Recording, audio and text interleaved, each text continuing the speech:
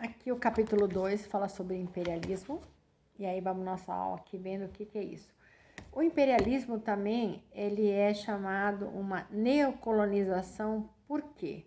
Porque surgiu esse imperialismo. A Europa veio para cá quando foi descoberto o continente americano e então fundou as colônias, certo? Bom, essas colônias, você sabe que a partir de 1800 elas começaram, quer dizer, Estados Unidos começou em 1776 a sua independência e no largo de 1800 elas foram ficando independentes. Então, você sabe que em 1800 as fábricas já estão, né, começando assim a todo vapor, porque mais ou menos em 1750 começou a Revolução Industrial. Na Inglaterra, França e Alemanha são as mais fortes. E elas precisavam de quê? De matéria-prima, bastante, que era das colônias que tinha antes, mas agora ficando independentes, elas têm que comprar. E elas também precisam de mercado consumidor, tá? Então, antes elas forçavam as colônias da América, né, a comprar dela. Mas agora a América, né, ela já está praticamente cada uma separada, não é? Pegou sua independência.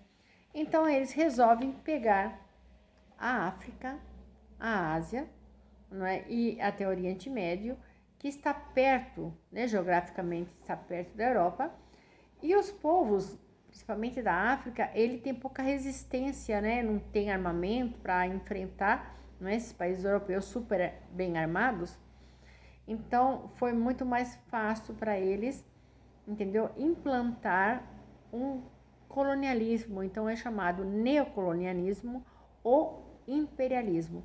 E isso para quê? Para eles terem essas neocolônias, produzindo matéria-prima que eles precisam para as fábricas e também como mercado consumidor de comprar tudo, tá? Então aqui depois você vai ter um mapa, vai ver a região, a África tem até sarje, né? O pessoal, os europeus dividindo um bolo que seria a África, eu fico com esse pedaço, eu fico com outro pedaço.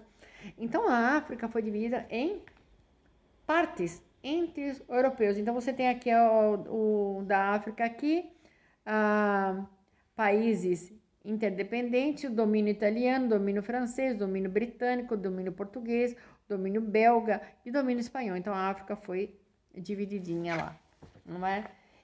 Mas o que acontece? Que lá os povos, eles têm grupos que são inimigos dos outros. E nessa divisão eles não levaram em conta isso. Então, às vezes, num território que pertence à Alemanha ou pertence à Itália, tem grupos antagônicos, rivais, que não se dão, né? E são revoltas e brigas, essas coisas. E mesmo assim eles se impuseram e conseguiram o que eles queriam.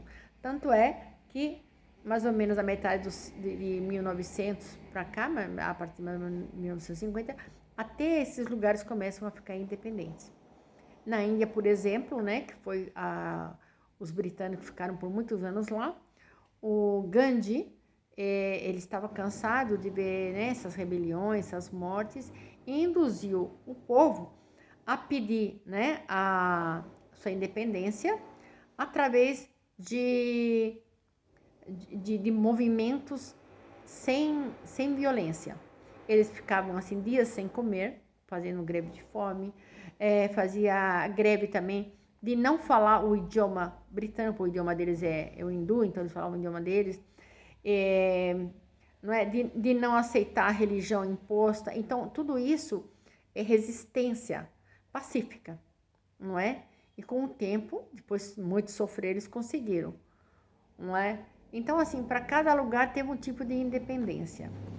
Então, na página aqui, 16, vai falar a exploração inglesa na Índia e na China. Então, eu destaquei aqui, durante o século XVII, a Inglaterra promovia o comércio com a Índia através da Companhia das Índias Orientais. Essa empresa britânica controlava o comércio de produtos como o algodão, o chá e o ópio. E na China, eles comercializavam o ópio, né, que eles tinham, né, plantado lá na Índia, não é? O ópio em estado bruto. E eles pegavam também a porcelana e a seda. Então, os ingleses não só exploravam a riqueza da Índia e da China, como também não respeitavam os costumes do povo, não é? Com os quais eles tinham, né, relações comerciais e de dominação. Tais atitudes levaram indianos e chineses a pegar em armas com o objetivo de expulsar os ingleses, só que não deu certo nessa época, né? Então, na Índia teve a revolta dos Cipaios, não é? Em 1957 e 1958, não é? E mesmo assim foi abafado. Na China, não é? O imperador chinês resolveu proibir o comércio com a Inglaterra, né? E não só o comércio, como o consumo de ópio. Mas a Inglaterra fez uma estratégia que ela conseguiu superar isso aqui, não é? E eles não aceitaram a ordem do imperador, né? E deram início à Guerra do Ópio. Isso quer dizer, o conflito contou com 3 fases e foi vencida pelos ingleses, que tiveram liberada a comercialização do produto no território chinês, né? E ainda receberam como indenização a ilha de Hong Kong, não é? E ficaram, né, para ficar com ela durante 100 anos. Após a derrota, a luta contra a exploração imperialista da China se deu por meio de um grupo que promovia atentados terroristas, os Boxers. Então, esse pessoal continuou para se libertar da Inglaterra. E para você fazer aqui, você tem período, o colonialismo, para você colocar o período. Lembra que colonialismo foi aqui na América. Começou século XV, não é? Então, as grandes navegações começaram aqui no século XIV, porque 14 é de 1401. Não, o século XIV é de 1301 a 1400. Em 1400 começou as navegações. Século XV é de 1401 a 1500, que é... Então, Colombo, ele chegou, não é, no século XIV, porque ele chegou em 1482. É século XV. Século XV é de 1401 a 500, Então, as grandes navegações começaram antes, mas o Colombo chegou aqui em 1492. Aí, depois, os portugueses que chegaram em 1500. Então, assim, só para você saber, a data do colonialismo, tá? Período, séculos 14 e 15, o colonialismo. E o neocolonialismo, você vai ver aqui nesse capítulo, você vai colocar, você vai preencher. Outra denominação, não é? Como se chamava aqui, então, o colonialismo. Então, eu já dei a dica, não vou falar de novo, você vai colocar o nome aqui, não é? E como se chama também no neocolonialismo, que nome recebeu também, né? Não é neocolonialismo, eu já falei, é o título do capítulo aqui, não vou falar. A Revolução Econômica Europeia do período, no colonialismo, eu vou ajudar você, é Revolução Comercial. E no neocolonialismo, você vai colocar o que é, porque você vai ler o capítulo. Os países pioneiros aqui no colonialismo, não falarei porque já sabe de tanto que estudou aqui, do Brasil aqui. E no neocolonialismo, os países pioneiros foram outros.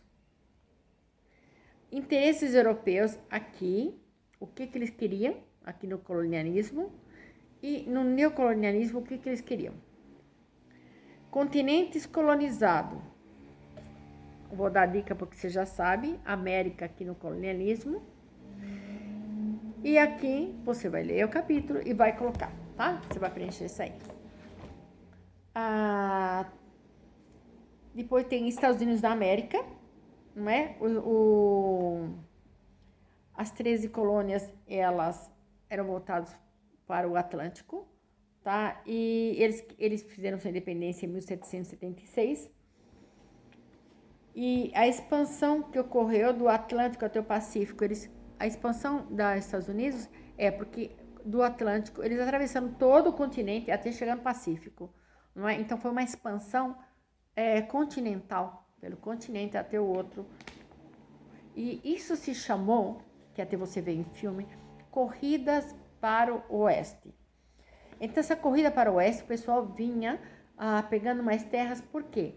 Porque o pessoal que tinha vindo da Inglaterra já tinha um certo número de terras tiradas dos índios, só que o pessoal começou a crescer precisava de mais terras, mais gente casando, mais terra, vindo muito mais, né? Começou a vir imigrantes, então precisava de mais terra, então eles foram cada vez mais entrando no continente, pegando terras, não é? E dizimando os índios, acabando com os índios aqui, tá?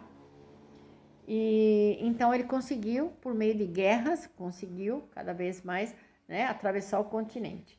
E aqui nessa página 19 você tem a formação territorial dos Estados Unidos, não é? Adquirindo o roxinho aqui, adquirido no Tratado de Versalhes, né?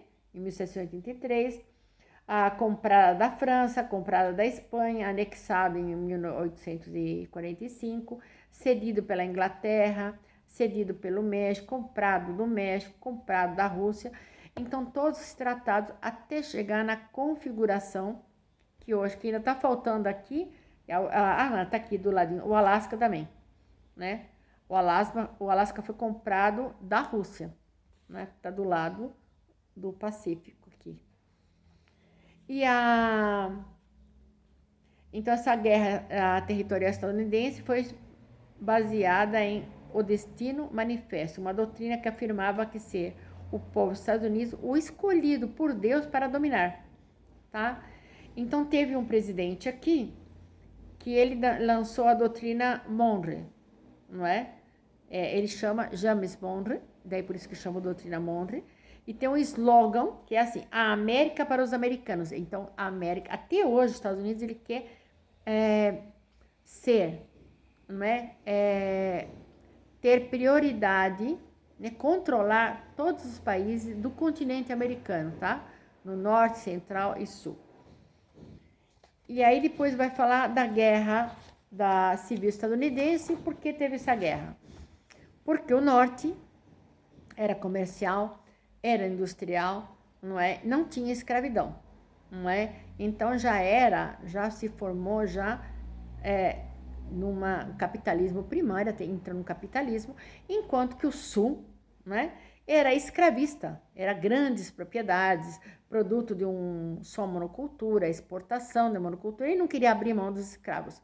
Então houve essa guerra civil entre o norte e o sul, que se chama Guerra da Secessão, tá? O norte ganhou, e é por isso que hoje Estados Unidos é a potência que é, porque o escravismo não leva a nada, né? Só fica na plantação de um produto e tal. E a região norte é mais industrializada, então ele forçou o sul, ganhou o norte, não é? E acabou a escravidão lá, mas não fizeram nada para ajudar os negros, não é? Então isso daí gerou essa discriminação que tem até hoje, tá? E aí, é para você fazer todas as atividades que vai pedindo aqui, tá? Pra gente corrigir na próxima aula.